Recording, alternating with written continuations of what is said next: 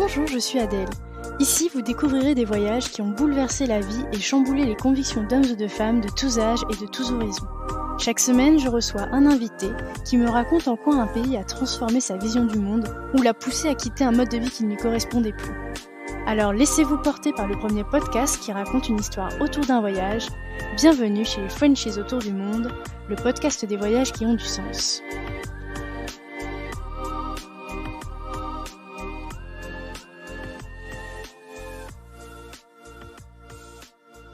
Si vous voulez suivre les coulisses du podcast et être informé des dernières nouveautés, n'hésitez pas à vous abonner au compte Instagram et au compte Facebook Frenchies autour du monde. Les liens sont directement dans la description de l'épisode. Le podcast est également diffusé toutes les semaines sur la web radio Allô la planète. Je vous souhaite une belle découverte sur allolaplanète.fr.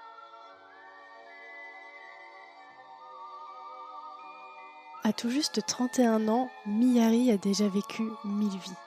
Il a voyagé à travers le monde, a été barman au Japon et aujourd'hui il crée des sites internet en vivant dans un van. Ensemble, on retrace le fil rouge qui l'a conduit sur les chemins du monde et de la connaissance de soi. Pour parler du voyage de Miyari, il faut d'abord que je vous raconte sa découverte de la danse. La première fois où Miyari rencontre l'univers de la danse, c'est en accompagnant sa petite sœur à ses cours. Il se met alors aux claquettes, puis s'en suivent des heures d'entraînement, de hip-hop, de tectonique et de danse électronique. Partout où il va, il danse. Très vite, il découvre le monde des battles de danse en tant que participant, puis ensuite en tant que jury. Miyari nous raconte ses invitations à travers le monde pour venir juger des danseurs qu'il admire dans des battles. N'ayant jamais voyagé plus loin que la France, c'est une véritable révélation. Cette soif de l'ailleurs et de l'autre se réveille, et avec elle, l'envie d'apprendre et de rencontrer les personnes du monde. Miyari nous parle de ce dur retour à la réalité dans un cursus professionnel qui n'a plus de sens pour lui, et ce jour où il a décidé d'y mettre un terme. Après ces mois de voyage faits de découvertes, il ne se voit plus reprendre sa vie là où il l'a laissée, et le chemin tout tracé qu'il s'apprêtait à emprunter. Il revient sur ce moment qui lui a fait prendre conscience qu'il rêvait d'autre chose, et de faire quelque chose qui l'anime au quotidien. Et c'est ainsi qu'il se met en tête de rénover un van. Mais je ne vous en dis pas plus et vous laisse découvrir le beau cheminement de Miyari vers les routes de la liberté. Cet épisode, c'est l'histoire d'une remise en question et de choix courageux. Le témoignage de Miyari nous rappelle qu'il n'est jamais trop tard pour devenir ce que l'on veut être et que la quête de sens sur ce que l'on fait n'a vraiment pas d'âge. Bonne écoute. Hello Miyari. Hello. Bienvenue dans le podcast. Merci, ravi d'être là.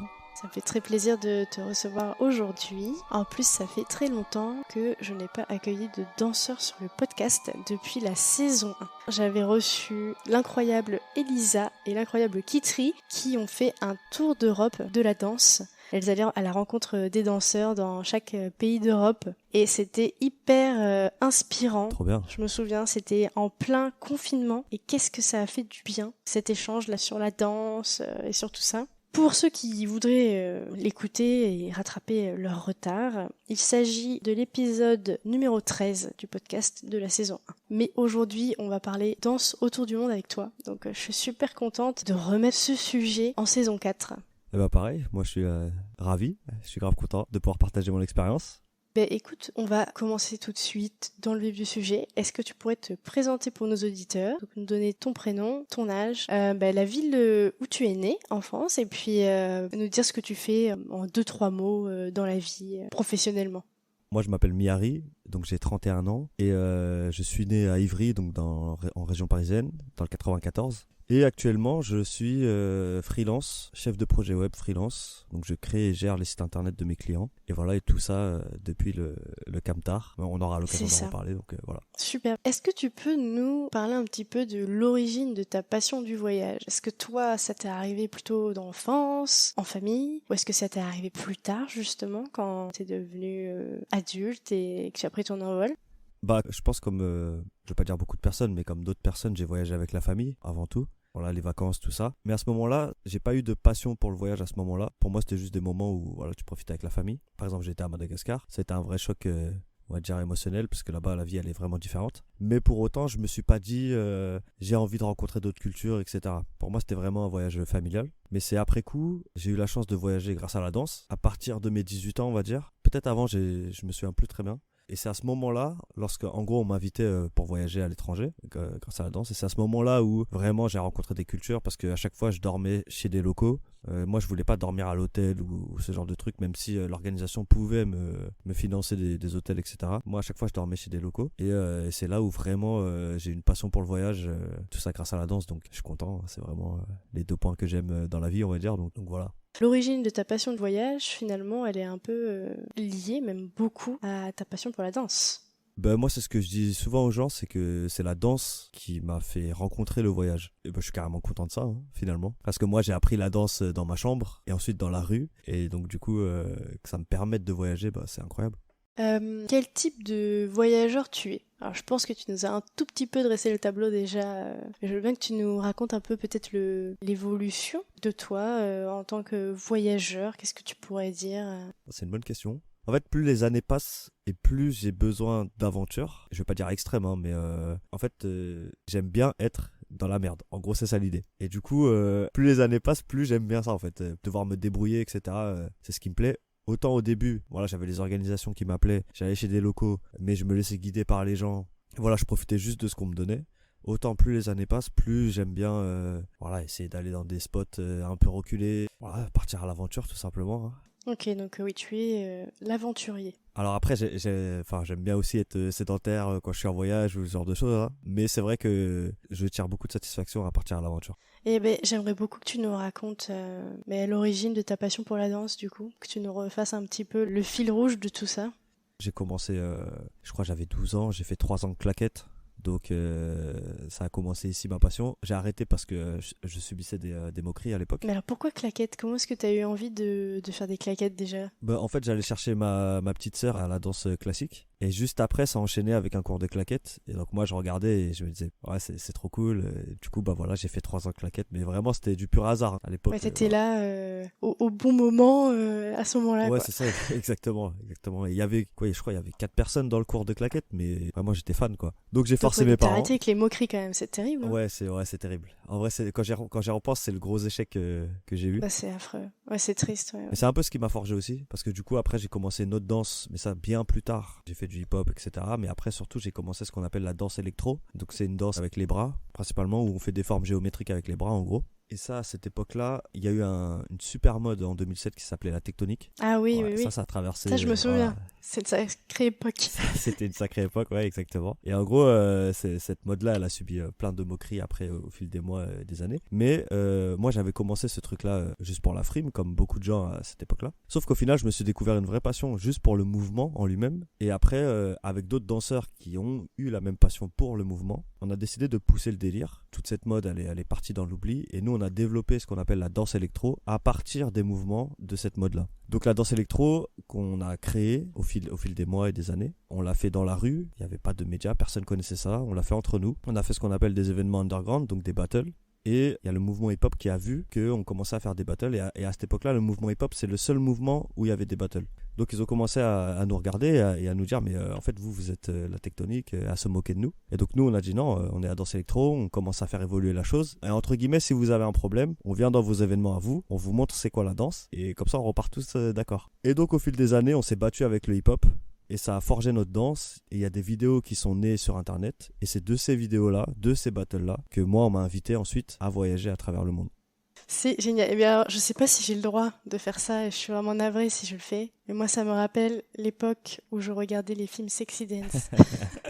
Parce qu'il y a justement un volet qui est basé sur les battles, justement. Ouais. Donc voilà, excuse-moi pour cette référence peut-être horrible Oh pour non, toi. non, moi, mais... pas de souci. mais ça me replonge dans ma jeunesse, figure-toi. Alors, écoute, j'aimerais que tu nous parles un petit peu là, de tout ça. C'est quoi le premier voyage que tu as fait déjà par rapport à ça? Qu'est-ce que tu devais faire après sur place concrètement? Je veux bien que tu nous racontes. Du coup, moi, on m'appelait pour être jury d'événements underground, donc de battle. Parce que dans les battles que moi-même j'avais fait, je faisais forte impression. Et du coup, les gens, ils avaient envie de me voir dans leur pays respectif. C'est parce que, par exemple, les gens te filmaient pendant les battles et après les vidéos tournent. Comment est-ce que ça se fait qu'après tu puisses être connu comme ça dans le monde? Non mais c'est ça, c'est en gros, nous on faisait des battles et les gens filmaient en fait tout simplement. Et après les postaient sur YouTube. Et à l'époque ça faisait le tour du monde parce que à l'époque Internet c'était pas comme aujourd'hui. Dès que ça faisait, imaginons 20 000 vues, c'était énorme pour l'époque. En 2007, 2008, 2009, enfin ça a rien à voir quoi. Et du coup ça partait de là, les gens filmaient. Et ensuite les pays étrangers voyaient ces vidéos et disaient lui on le veut. Ah non mais lui aussi il nous le faut en jury etc. pour nos propres événements dans nos pays. Et c'est comme ça, du coup ils nous envoyaient des messages sur les forums, sur je sais plus ce qu'il y avait à l'époque, Facebook, et ça s'organisait, visa, etc. Et après, ça prenait les billets d'avion, et let's go, on était parti. Raconte-nous, est-ce que ce serait intéressant que tu nous parles du premier, ou est-ce que tu étais allé, par exemple Au début, j'étais invité en France, au début pas à l'étranger, pour faire des événements en France. Donc c'était Nantes, je sais même plus, ça date tellement. Et après, une fois que tu as une certaine crédibilité en tant que jury en France, c'est là où les pays étrangers ils te disent on te veut dans nos événements. Donc le premier que j'ai fait à l'étranger, je pense que ça devait être l'Italie. Ça devait être à Milan. Et pour moi, c'était un truc de malade. Déjà, j'étais jamais parti en Italie. Quand je suis arrivé à Milan, je me suis dit, oh là là, mais c'est quoi ça? J'avais l'impression de voir un deuxième Paris. Mais moi, j'avais jamais vraiment voyagé, donc c'était impressionnant. Pour nous récupérer, bon là, c'était en avion, donc du coup, on nous récupérait. Après, moi, j'étais invité, on va dire, pendant une semaine. L'événement, c'était un samedi ou un dimanche. Mais moi, j'étais vraiment là une semaine pour profiter, pour qu'ils me montrent aussi. Ils avaient beaucoup cette fierté à montrer aussi d'où ils venaient. C'était pas juste, on invite quelqu'un le samedi et il repart le dimanche. Donc à chaque fois, je faisais plein d'activités à Milan. J'allais à la pizzeria. Voilà les trucs là-bas quoi, ils me montraient tout. Ensuite on avait l'événement, alors l'événement en lui-même c'était incroyable parce que il y avait ce truc là que j'avais pas en France, c'est-à-dire que à l'étranger ils étaient je vais pas dire fans, mais pour eux c'était vraiment quelqu'un qui venait sur place, vraiment une personnalité qui venait. Du coup je me retrouvais à signer des autographes à tout va sur tous les supports possibles et moi je connaissais pas ça donc j'étais vraiment choqué on va dire. Et après, voilà, je faisais ma démo de jury, très important, une petite démo de jury. C'est un peu pour crédibiliser, pour dire, regardez, moi je suis jury, voilà ce que je sais faire, et je suis légitime d'être jury aujourd'hui dans votre tournoi. Et dans chaque événement, à chaque fois, tu dois faire une démo de jury. Ok, donc tu dois te préparer quand même un petit peu alors à chaque fois. Ça dépend les événements. Des fois, tu prépares quelque chose, des fois tu dis juste, ouais DJ mets un son, on est parti, tu freestyle, ça dépend comment tu le sens. Donc voilà, tu fais ta démo de jury. Et puis c'est aussi une certaine forme de reconnaissance de ma part. On m'a invité, on m'a tout payé. Je me dois de danser devant eux, leur montrer que ce qu'ils ont vu sur internet, entre guillemets, c'est réel. Je leur montre. Et après, tout le monde est on fire et on peut commencer l'événement. Et voilà, quand il y a les battles, on juge. Et généralement, une fois que les battles sont terminés, on se retrouve tous le soir. On mange ensemble. Ouais, donc c'est bonne ambiance quand même. Ouais, quoi qu'il arrive, c'est super ambiance. Et est-ce que vous êtes beaucoup de jurys ? Généralement, c'est 3. Et donc vous êtes de 3 pays différents par exemple ? Non, ça dépend des événements. Des fois, c'est un guest. Par exemple, moi, je suis français. Et les 2 autres, ils pouvaient être italiens. Des danseurs qui connaissent vraiment le milieu de la danse là-bas, leur style, etc. Alors après avoir accepté la première fois et tout, tu pars en Italie. Après, comment... c'est quoi ? Après, ils se disent, ouais, lui, il est doué comme jury, en plus d'être bon danseur, donc il faut absolument qu'on l'invite. Et après, comment ça se passe ? Mais après, c'est un peu l'effet boule de neige, si tu veux. C'est qu'après, t'as tous les autres qui commencent à te dire, c'est quoi tes modalités, on te veut dans notre pays, etc. Et c'est là où ça commence à être intéressant, parce qu'après, on m'a invité en Suisse. Après, je suis parti en Ukraine. Après, je suis parti au Mexique. Et au Mexique, vraiment, c'était j'ai jamais vécu ça dans toute ma vie, c'était le feu, comme jamais j'ai vécu ça. Ouais, c'est un peu l'effet boule de neige, quoi. Et encore une fois, c'est grâce aux vidéos sur Internet, YouTube, etc. C'est ça, c'est vraiment grâce aux réseaux sociaux. Ouais, clairement, ouais. Et est-ce que tu veux nous raconter des fois où ça t'a vraiment marqué, tu en gardes vraiment un souvenir incroyable ? Je vais vous raconter peut-être l'Ukraine et le Mexique, parce que vraiment c'est les deux où j'ai l'impression que ça a vraiment changé ma vision de la vie. Ah, génial, vas-y. Je suis tombée dans le bon podcast. Ah let's go. Du coup l'Ukraine j'ai été invité mais moi je connaissais pas du tout l'Ukraine. Genre vraiment j'avais aucune idée de où est-ce que c'était sur la carte. On m'a invité, j'ai accepté et j'y suis allé sans même regarder en fait qu'est-ce que c'était. Donc j'ai été à Kiev, je suis arrivé là-bas, il faisait froid, très froid. Les bâtiments très grands, hyper beaux. En fait je saurais pas trop expliquer mais vraiment j'avais l'impression d'être ailleurs en fait tout simplement. Pas comme quand je suis allé en Italie. En Italie je me sentais pas si dépaysé que ça.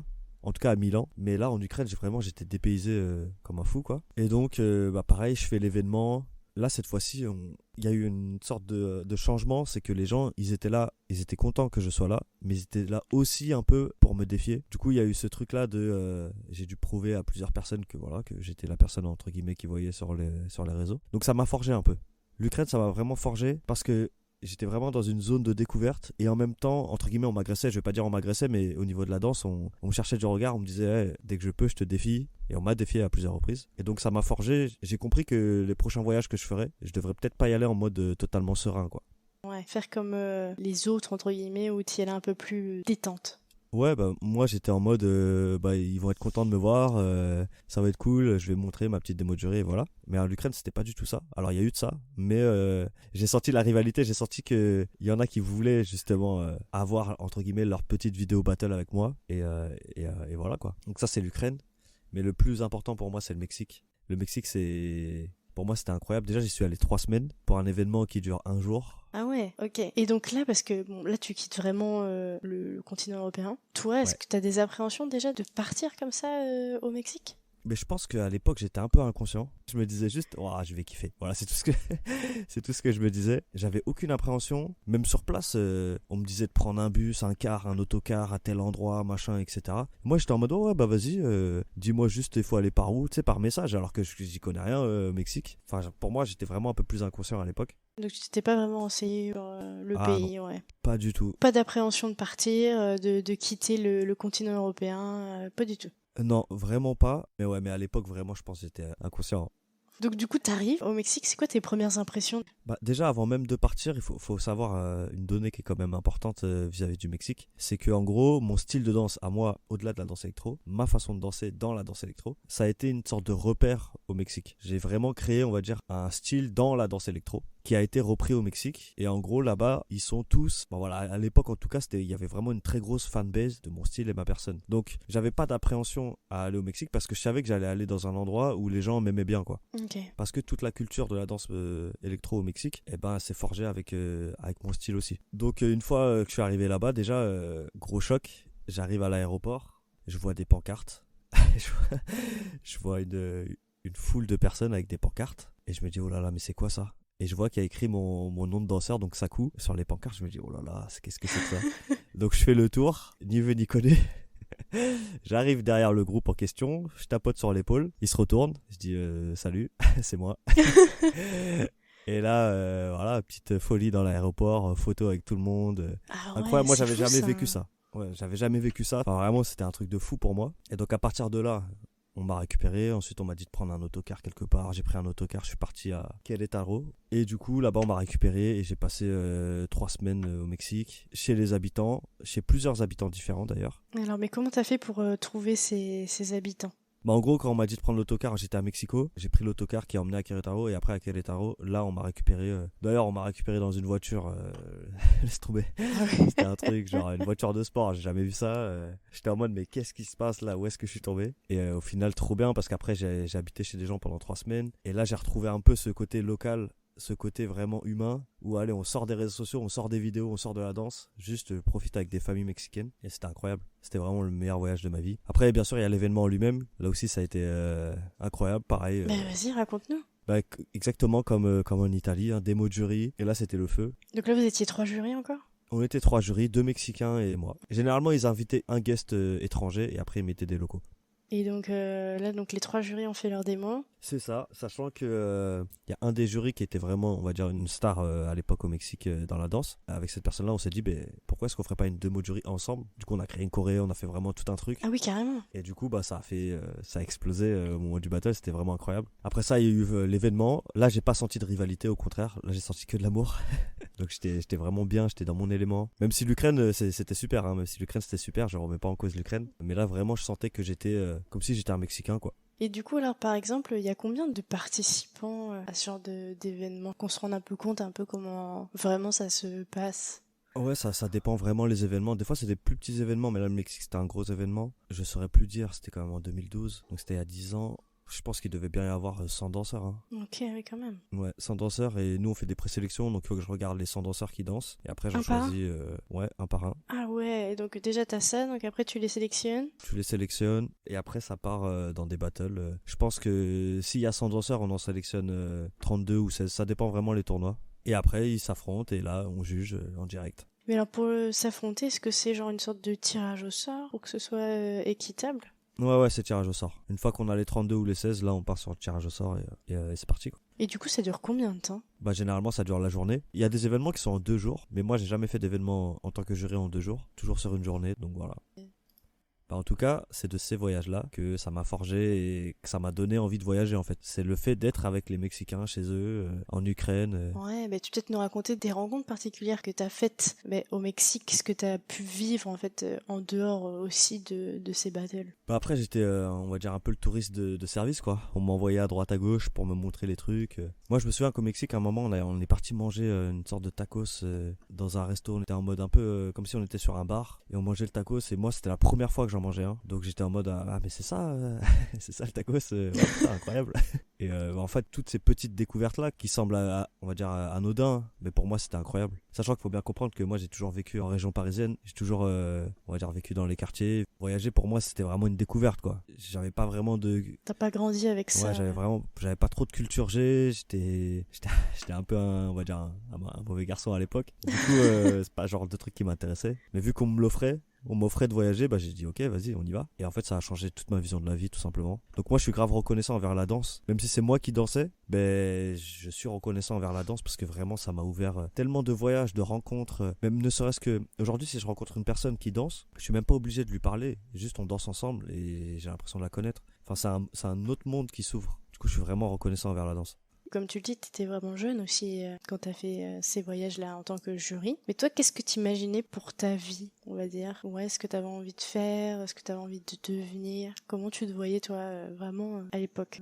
En vrai, c'est une bonne question. J'avais jamais fait le lien, mais je crois que j'ai un lien. En gros, moi à l'époque, j'étais dans un lycée technique, donc microtechnique. En gros, on travaillait sur des machines XXL pour faire des petites vis de 2 cm.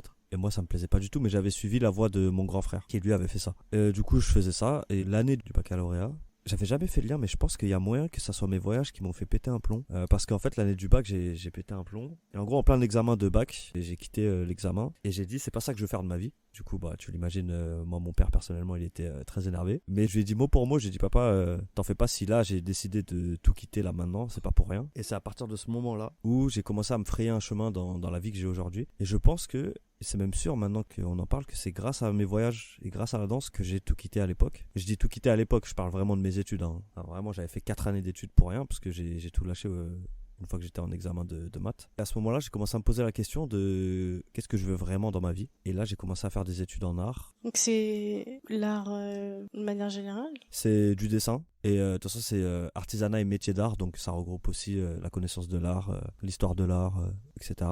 Donc toi qui t'intéressais pas du tout à la culture avant tes voyages, finalement là t'as... Ouais, c'est ça. Et donc j'ai postulé pour une école et j'ai été pris. Ah super. Et ouais, franchement même génial. Donc sans le bac. Bah justement, en gros, je suis retourné en arrière. C'est-à-dire que le programme d'histoire de l'art là, c'était l'équivalent d'une première. En gros, j'étais en première. Ah d'accord. Donc j'ai fait un retour en arrière. Déjà que j'avais passé 4 ans que j'avais foutu en l'air, j'ai fait un retour en plus. Mais moi, ce que je dis souvent, c'est que c'est pas le nombre d'années qui compte, c'est l'arrivée en gros. Moi, c'est pareil. Ok, j'ai eu mon bac la première fois, j'avais jamais redoublé. Après, j'ai fait 3 premières années de fac. Donc, avant de trouver vraiment ce que je voulais faire. C'est important. Moi, je pense que c'est très important d'essayer des choses. C'est donc ça. Ouais, je suis parti voilà, dans cette filière d'art. Et dans cette filière d'art, je sais pas comment, je sais pas pourquoi, mais je me suis pris de passion pour le développement, le code de site internet, truc qui n'a rien à voir avec la filière d'art. Mais en gros, dans cette filière d'art, on faisait du web design. Et du coup, de là, en faisant du web design, je me suis dit, putain, c'est trop bien, mais comment est-ce que je peux faire pour que mon web design, il puisse vivre? Et pour qu'il puisse vivre, bah, il faut savoir développer, il faut savoir coder. Donc de là, j'ai continué des études dans le code. Ensuite, j'ai fait chef de projet web, master entrepreneuriat, etc. Donc j'ai fait une ligne droite au niveau de ça. Je me dis, c'est un sacré cheminement finalement, grâce à ces voyages, ce que tu as pu faire. Parce que si tu étais resté ce jour-là, que tu avais eu ton bac et que tu avais fait ce que tu disais avec les vis ou je sais pas quoi, je pense que c'est quand même beaucoup moins enrichissant, je pense, tous les jours que de faire ce que toi tu fais aujourd'hui. Je pense qu'il y avait un truc en moi que je me l'avouais pas, où je me disais je suis ce qu'a fait mon grand frère et voilà, j'ai pas de personnalité, j'ai envie de rien. Il y a ce moment-là où vraiment j'avais l'impression que j'avais envie de rien. Et vraiment la danse et le voyage, ça m'a transporté dans une autre dimension de moi-même, où je me suis rendu compte que j'aimais des choses et je pouvais faire des choses surtout. parce que quand on m'a invité en tant que jury, personne m'a aidé, c'est moi-même qui ai fait en sorte que je sois dans ces événements. Donc j'ai pris une certaine confiance en moi, même pareil, hein, les battles c'est une prise de confiance en soi qui est importante. Quand tu danses devant, je sais pas, 1000 personnes par exemple, bah, tu dois avoir confiance en toi en fait. Et donc bah, ça m'a forgé. Ouais, ça m'a forgé et quand je suis arrivé au bac, vraiment j'avais l'impression que j'avais ouvert les yeux en fait. J'étais devant mon épreuve de maths, QF 9-8, je sais plus à l'époque, et j'étais en mode mais Mihari, tu fais n'importe quoi là. Bah, j'ai rendu la feuille, je suis parti. Et là j'ai cherché des études qui pourraient vraiment me plaire, donc études en art, etc. etc. Ouais, ça le déclic en fait. C'est ça. À savoir aussi que j'ai eu un très gros problème quand j'ai été accepté dans mon école d'art. J'ai eu un très gros problème parce que j'ai eu une opportunité incroyable au niveau de la danse. En gros, il y a une chorégraphe assez connue dans le monde de la danse qui s'appelle Blancali, qui a fait d'innombrables choses, chorégraphie pour Daft Punk.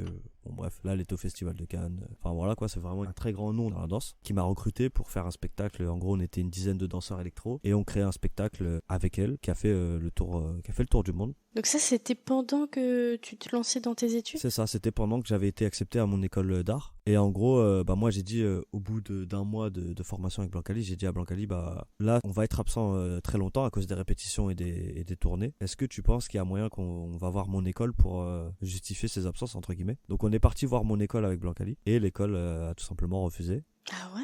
Voilà, ils m'ont dit non, c'est pas possible, t'auras tout simplement trop d'absence. Il n'y avait pas moyen de rattraper, rien quoi. Pas de compromis quoi. Non, vraiment, ils étaient catégoriques. Donc mon école a demandé à ce que je fasse un choix parce qu'ils comprenaient bien que j'avais une grosse opportunité aussi. Et donc j'ai dû faire un choix entre mon école ou la compagnie de Blancali. Parce qu'après, ça aurait pu mener sur quelque chose... Bah, je pense que si j'avais continué dans la compagnie, aujourd'hui, je serais juste danseur professionnel et j'aurais vraiment continué dans la danse. Donc ouais, en fait, t'es arrivé à un carrefour de ta vie où tu savais que t'avais la possibilité de devenir danseur pro ou pas, quoi. Bah c'est ça. Bah de toute façon, à partir du moment où t'es payé pour danser, tu deviens danseur professionnel. Et là, bah j'étais payé avec Blancali pour danser et même faire des tournées, etc. Et même rien que le nom et la visibilité du projet et du nom de Blancali, ça m'aurait ouvert plein de portes dans le monde de la danse. Mais j'ai refusé. Ouais, alors pourquoi? Comment est-ce que t'as pu faire ce choix? En vrai, ce choix, il a été dicté surtout par la déception qu'avait eu mon père quand j'ai arrêté mon bac. J'ai senti qu'il était déçu et je lui avais promis que je ferais des études qui vont me plaire et que je vais aller au bout. Mais c'est que t'avais quand même le soutien de tes parents sur la danse ou pas vraiment? Sur la danse, oui, parce qu'ils m'ont vu voyager. Ils ont vu que j'étais appelé, ils ont vu que c'était sérieux, entre guillemets. Donc ils me soutenaient, ça, pas de souci. Pareil pour le projet de Blancali, mais après, c'est les parents. Moi, personnellement, ils m'ont dit clairement, on préfère que tu continues tes études. Oui, ça rassure que voilà, tu faisais plutôt études, quoi, rassurant comme pour eux. les parents, quoi. Et moi, à ce moment-là, vraiment, j'avais envie de faire Blancali, mais je sentais que j'avais un devoir, une responsabilité. Et donc, j'ai arrêté avec Blancali. Et j'ai fait mes études, tout simplement. Et j'ai été au bout. Donc, ça, je suis content. J'ai vraiment été au bout. Mais j'étais quand même frustré parce qu'à côté, je les voyais. Je voyais la troupe. Ils ont fait une tournée mondiale. Ils sont partis au Japon. Moi, c'était mon rêve d'aller au Japon. C'était incroyable, quoi. Et je me disais à chaque fois, mais j'aurais pu être là-dedans. Mais c'est pas grave. J'ai fait mes études. J'ai été au bout. Et aujourd'hui, je suis très content de ce choix-là parce que ce choix me permet de vivre en van aujourd'hui. Ah ben alors comment est-ce que ça te vient là, cette idée de van? Comment ça arrive ça, sur le tapis? Bah, tout part du Japon en fait. Moi je suis parti une année au Japon. Donc ouais, t'as vu la troupe aller au Japon, tu te dis non, moi aussi je veux aller au Japon, c'était mon rêve, c'est ça? Bah, moi je me disais quoi qu'il arrive je vais aller au Japon. Ok, la troupe ils sont partis au Japon, j'ai la haine parce qu'ils sont partis avant moi, voilà. Moi c'était vraiment mon rêve, je vais y aller. Et mais au début je me disais je vais y aller en tant que vacancier, quoi. Je vais y aller 3 semaines et puis voilà. Au final j'ai fini mes études et je me suis dit, en fait c'est un moment de ma vie où j'étais pas très heureux et je me suis dit, tu sais quoi Mihari, t'as fini tes études, quitte ton taf. C'est un peu moche ce que je vais dire mais quitte ta relation parce que en gros j'avais une relation vraiment problématique. Donc à ce moment-là je me suis dit, j'ai fini mes études, quitte ton taf, quitte ta relation et va juste kiffer un coup. Et donc au final les 3 semaines de vacances au Japon se sont transformées en 1 an. Incroyable. Voilà, je suis parti en PVT, Working Holiday Visa. Mais oui, c'est vrai qu'il y a un PVT. C'est ça, et un PVT. Je suis parti 1 an là-bas et c'était incroyable. La qualité de vie au Japon, elle est incroyablement meilleure qu'en France. Tu l'as ressenti aussi. Ouais, je dirais pas sur le salaire parce que moi j'étais barman donc j'étais pas payé des milliers et des cents. Mais sur la qualité de vie, il y avait pas un détritus par terre. Il y avait des enfants qui prenaient le métro, ils avaient 6 ans, tout est clean, sécurité. Enfin, c'est incroyable comment tu te sens bien en fait au Japon. Pour moi, c'était vraiment une nouvelle vie. Mais du coup, alors tu t'étais vraiment un peu, entre guillemets, sédentarisé au Japon. Tu dis que t'avais un job.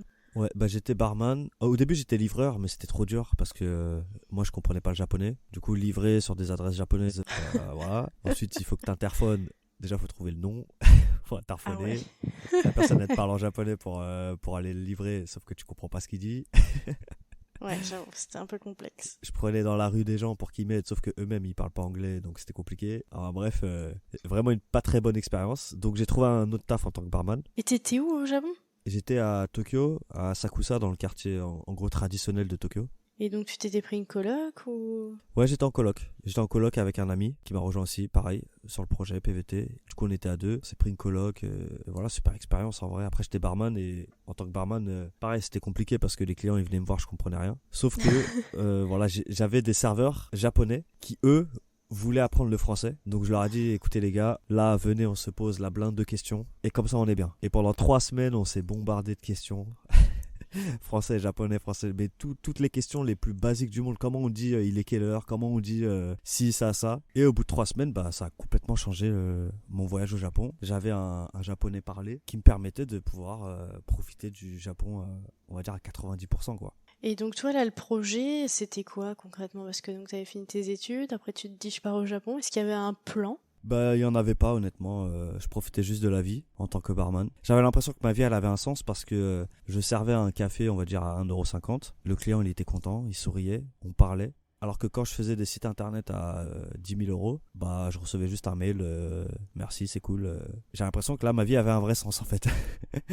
C'était une remise en question, encore une fois. Je me disais, mais en fait, c'est peut-être ça la vraie vie. Donc je suis resté au Japon, après je suis parti parce que mon working holiday se terminait et moi j'avais trop envie de revoir la famille. C'est quoi, c'est 1 an? Ouais, c'est 1 an. Mon patron il voulait me garder parce qu'il avait déjà fait ça avec un autre de ses employés. Il voulait en gros magouiller les papiers pour que je puisse rester plus longtemps. Mais moi la famille, les amis ça me manquait trop donc je suis reparti en France. Et c'est là où on en vient pour le van. C'est qu'une fois en France, j'ai eu un gros choc émotionnel où je me suis dit la famille, les amis c'est super mais en fait je me sens pas bien ici. Là j'ai commencé à me dire bah je vais repartir au Japon. Donc voilà, je voulais aller dans une école, faire du japonais pendant 2 ans. Et en gros, mon billet d'avion pour aller au Japon, il était le premier jour du confinement en France. Et donc, par peur, je suis resté. Parce que à cette époque-là, en Chine, Corée, Japon, voilà, on savait pas trop c'était quoi ce virus. Là-bas, c'était le bordel. Donc, je suis resté en France et j'ai pété un plomb. Je me suis dit, je peux pas rester ici. Je me sens pas bien. Je devais aller au Japon, vivre ma meilleure vie. Et c'est là où j'ai fait la connaissance de la van life sur YouTube. Et là. Ok, donc genre pendant le confinement, là, tu te baladais sur YouTube au moment où t'es tombé sur des vidéos de van, c'est ça? C'est ça, mais limite, je me baladais sur YouTube, j'avais les larmes aux yeux. Hein. J'étais vraiment pas bien dans ma vie.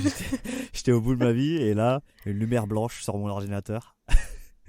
J'ai vu la lumière, la van life. J'ai dit, oh là là, mais c'est quoi ce truc de malade? Et au début, je regardais les vidéos et je me disais pas que je pouvais le faire. Et je me disais juste que c'est un truc que les autres font, mais que toi, tu fais pas. C'est un truc, et voilà, c'est un truc des youtubeurs, c'est un truc enfin, des autres, quoi. Pas de toi, c'est un truc, c'est limite un rêve. Donc, je regardais pendant l'année, j'ai regardé ça. Et à la fin de l'année, là, par contre, j'ai fait un bilan de ma vie. Parce que j'aime bien faire ça, des petits bilans à la fin de l'année de mes années, de est-ce que j'ai kiffé mon année, qu'est-ce que je me vois faire de mieux, etc. Et là, le bilan était catastrophique avec le coronavirus. Bah, pour tout le monde, etc. je pense. Je pense que, ouais, voilà, pour tout le monde, c'était. Je pense pas qu'on a eu un super bilan en 2020. Hein.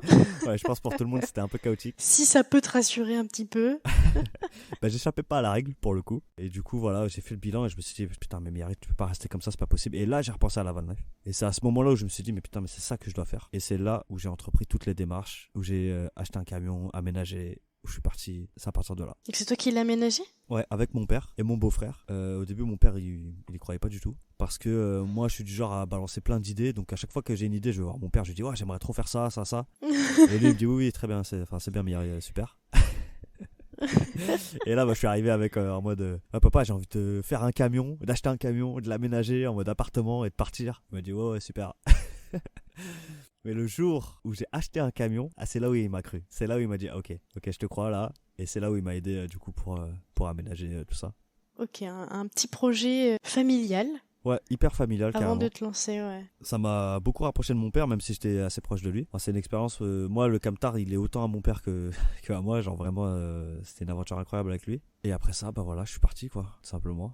Et alors donc, c'est quoi ton plan de vie une fois que t'es dans ton van? Qu'est-ce que tu te dis? Comment tu vois les choses? Bah en fait, faut savoir qu'avant que j'ai mon van, j'avais pas d'argent. Parce que quand je suis revenu du Japon, je savais plus quoi faire de ma vie. Parce que avant, je travaillais dans le web, mais comme j'ai dit, je sentais pas trop le côté humain du truc. J'étais derrière mon ordi toute la journée. Après, j'étais barman au Japon, donc là, c'était incroyable. Mais je gagnais pas vraiment beaucoup d'argent. Et une fois que j'étais retourné en France, je devais retourner au Japon. Au final, j'étais bloqué en France. Je savais plus quoi faire de ma vie. En fait, j'étais perdu. Donc, j'ai fait animateur en camping. C'est mon meilleur pote qui m'a appelé. Il m'a dit, ouais, viens faire animateur, ça va te changer les idées. Pareil, j'ai adoré parce que métier très humain.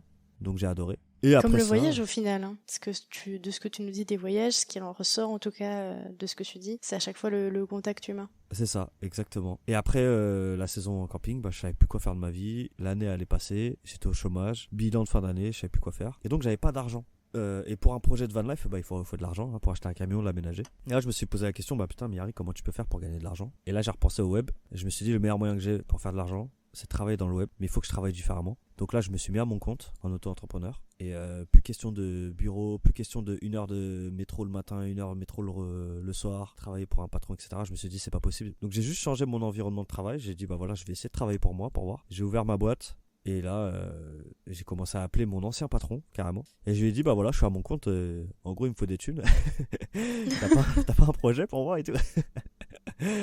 Ah oui, en freelance, ouais. Voilà, c'est ça, en freelance. Et il m'a dit, j'ai pas de projet pour toi, mais j'essaye de décrocher un nouveau client. Et si jamais j'arrive à le décrocher, là, j'aurai du taf pour toi. Donc je lui ai dit, écoute, si tu veux, je t'aide à le décrocher. On le décroche ensemble. Et c'est ce qu'on a fait. On a décroché ce contrat. Et donc là, il m'a engagé en mission freelance. J'ai eu 9000 euros en 3 mois.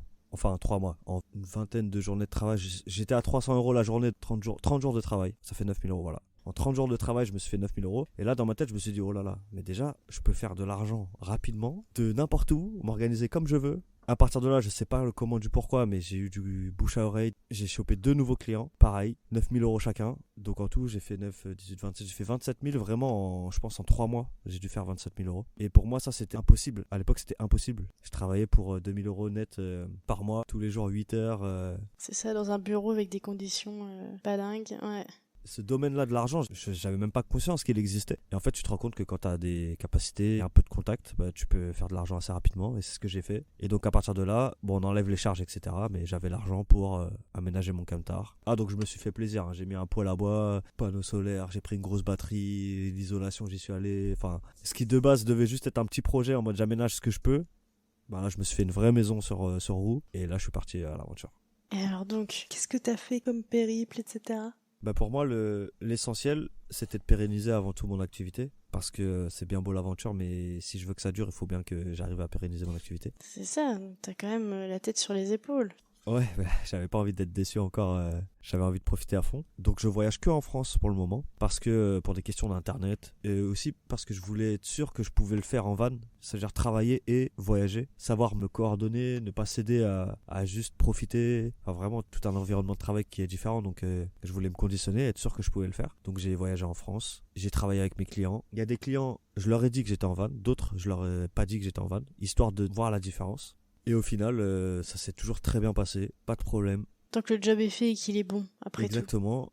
Il y a même des clients à qui je dévoile à la fin que je suis en van. Et du coup, il y a toujours ce moment-là de les yeux grands ouverts.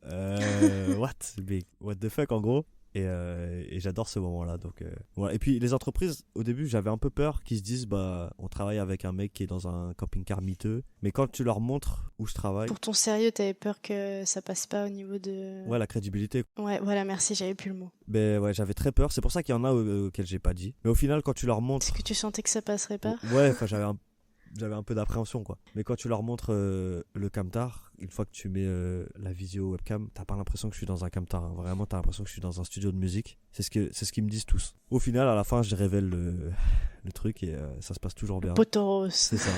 Et je dirais même qu'il y a des entreprises qui sont contents de travailler avec quelqu'un qui voyage. Enfin, ça donne une vision assez 2.0 du travail, en gros. Et est-ce que tu as un rêve, un projet là pour la suite avec ton camion justement? C'est marrant que tu parles de rêve parce que moi au Japon, quand j'avais fait mon Working Holiday Visa, et à un moment j'étais à l'hôtel et j'étais dans ma chambre et je regardais par la fenêtre et je me disais putain Miyari mais t'as plus de rêve. Parce que je venais d'accomplir mon rêve d'aller au Japon. Et je me disais, mais putain, Miyari, t'as plus de rêve. Qu'est-ce que tu vas faire maintenant? Genre, c'est quoi le but? Genre, en fait. Et ça a participé au fait que j'étais pas bien en France aussi, d'ailleurs. J'ai pas eu de rêve pendant longtemps. Mais maintenant, alors je sais pas si c'est un rêve ou plutôt des objectifs. Mais j'aimerais bien faire France-Madagascar en 4x4 et faire France-Japon avec mon camtar. Ah, ça serait génial. Bon, tu reviens dans le podcast pour nous raconter alors. Avec grand plaisir. C'est en gros 2 voyages d'aventure que vraiment Qui te font vibrer aujourd'hui. c'est de là. l'ordre du rêve limite. Parce que je me dis, c'est 2 voyages que j'aimerais faire, mais pour pouvoir le faire, il faut être équipé, il faut avoir le temps. Ça se trouve, demain, je vais rencontrer une personne et, entre guillemets, je vais fonder ma vie avec. Et donc, du coup, tout ça, ça va être encore de l'ordre du rêve. Mais à 2, Peut-être à 2. ce sera encore mieux à 2. C'est vrai. Donc voilà. Donc, si je devais dire que j'ai un rêve aujourd'hui, ça serait ça, ouais. On va bientôt arriver là à la fin de notre échange, mais j'aimerais bien juste que tu nous dises, est-ce que tu danses encore quand même? Et ben justement, moi, ma condition pour faire ce voyage en van, c'était que je voulais vivre d'art et de voyage, vivre d'art et d'aventure. C'est vraiment la phrase qui dicte ma vie. Donc dans tous les spots où j'arrive, je danse. Chaque fois, je me trouve un créneau, je marche un peu, que ce soit sur les plages, à la montagne, peu importe. Je danse, je fais de la musique dans mon camtar, je fais des vidéos, je crée du contenu. Bref, tout ça, c'est un ensemble. Et aujourd'hui, je vois pas ma vie en van sans ça. La dernière fois, j'ai été à Bordeaux avec mon camtar parce que j'ai été invité en tant que jury à Bordeaux. Je devais rester 2 jours à Bordeaux, je suis resté 3 semaines. J'ai dansé à l'événement, après j'ai dansé avec des danseurs dans Bordeaux. Ouais, donc tu continues à être jury alors. Bah c'est très rare maintenant, mais ça m'arrive de temps en temps. Et voilà, et je danse, je continue. Aujourd'hui, je suis beaucoup dans l'image, c'est-à-dire que je suis plus dans les événements underground, dans les battles, etc. Mais je suis plus dans le partage de l'image, la beauté du geste. Donc je fais des vidéos sur Instagram, ce genre de choses, où je partage des petits moments de danse que moi je vis réellement, comme je disais, à la plage, à la montagne, ce genre de choses. Donc voilà, je continue toujours la danse et je pourrai jamais arrêter, c'est impossible d'arrêter. Ça fait partie de toi. Hein. Bah, c'est ce qui m'a forgé, donc ouais. Bah écoute, merci beaucoup d'avoir pris le temps là, de discuter avec moi. Bah, pas On de arrive souci. bientôt à la fin. Bah, j'aimerais juste te poser encore 2 questions, celles que je pose toujours aux invités. Ouais, bien sûr. Déjà, est-ce que tu peux nous dire ce que ça t'a apporté personnellement, professionnellement? Donc ces voyages, t'en as un petit peu parlé tout le long, mais est-ce que tu pourrais nous en dire un petit peu plus sur toi, ce que ça t'a apporté? Bah, c'est ce que je disais tout à l'heure, mais vraiment la danse et le voyage, déjà ça a changé ma vie et ça a ouvert une autre dimension dans ma vie, un truc où j'avais pas conscience que c'était possible. Moi au départ, je me laissais juste guider par mon environnement, donc là où j'habitais à Créteil, mon grand frère, les études qu'il a suivies, je me laissais juste guider. Et au final, la danse et le voyage, ça m'a permis de faire des choix, ça m'a permis de me créer aussi personnellement. Je suis passé de, on va dire, petit caïd à un mec qui aime rencontrer les gens, qui aime danser, qui aime partager. Enfin vraiment, j'ai l'impression que j'ai eu 2 vies à partir du moment où j'ai dansé. Donc voilà, ça m'a apporté tout ça et après professionnellement, bah ça m'a permis d'en arriver là où je suis aujourd'hui, de pouvoir travailler depuis un van, de voyager continuellement. Donc ouais, j'ai une dette envers la danse, ça c'est sûr et certain. Eh bien, j'aimerais beaucoup qu'on conclue cet épisode. Je vais te laisser le petit mot de la fin pour encourager des personnes à oser partir, à explorer le monde. Ah, c'est un grande responsabilité là.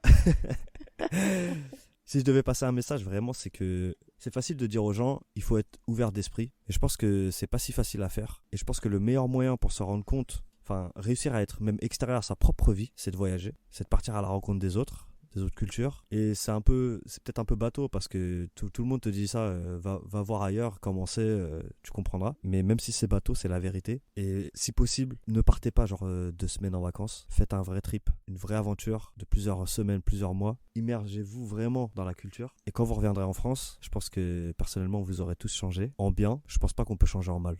Vraiment en voyageant. Donc voilà les gars, voyagez tout simplement. Merci beaucoup. Et puis moi j'espère que tu vas réaliser ces 2 rêves que tu as aujourd'hui avec ton van.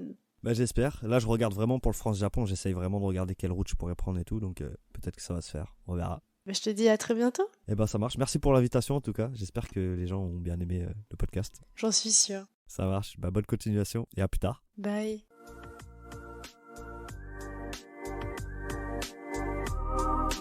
C'est la fin de cet épisode, mais j'ai encore besoin de vous. Si vous avez Apple Podcast, n'hésitez pas à laisser 5 étoiles et même à mettre un petit avis. Cela m'aide énormément à faire gagner en visibilité à ce podcast. Si l'épisode vous a plu, n'hésitez pas à le partager au plus grand nombre. Il ne me reste plus qu'à vous dire à lundi pour un prochain épisode des Frenchies autour du monde.